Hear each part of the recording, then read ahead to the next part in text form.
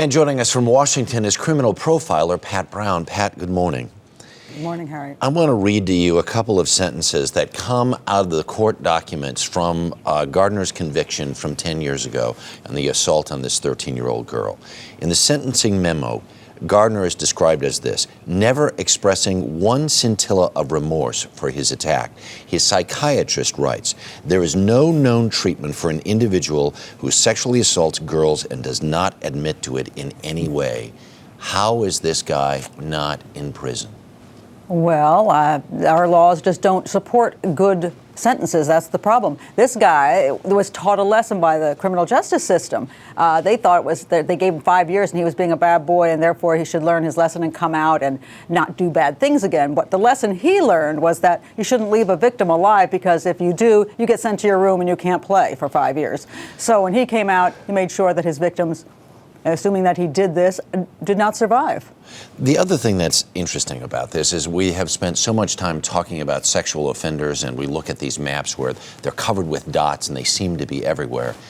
This guy is not like all those other dots. This guy is heinous and was totally dangerous. Exactly. There is a difference between low-level sex offenders and violent sexual predators or total psychopaths. That is the difference. And once you cross that line, like he did with that little 13-year-old girl, he exhibited that he was an extreme danger to the community, and he would, this is a guy you don't want to ever let out there again. And we ought to have a law that says when you cross that kind of line, this is not stealing a bicycle. This is not even stealing a car. It's not something minor. This is somebody who crosses a line to brutally attack another human being, a child, and rape her. You put him away for life. That's it. You just cannot put him back into the community again, but we keep doing it over and over and over. And one of the problems, if I understand the court documents correctly, was the prosecutors wanted to protect the victims, the original victim's family, and said, well, if we just, take the guilty plea with this guy, he goes in for however many years. If they'd actually done it in court, he'd been in prison much longer.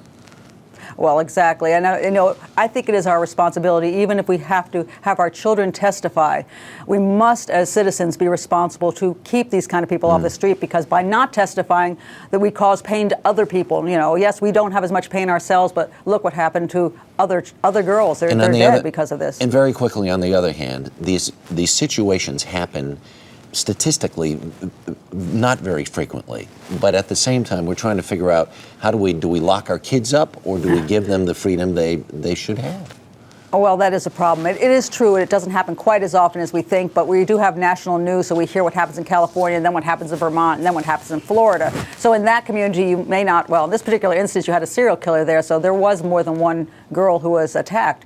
But it doesn't mean every town is going to have a killer running around every day. So yes, it's not as dangerous every day as it seems, but you still have to teach your children not to be out alone and isolated, because you never know when a guy like that just shows up in your town. Pat Brown, thanks very much for your time this morning. I do appreciate it. Thanks, Harry. All right.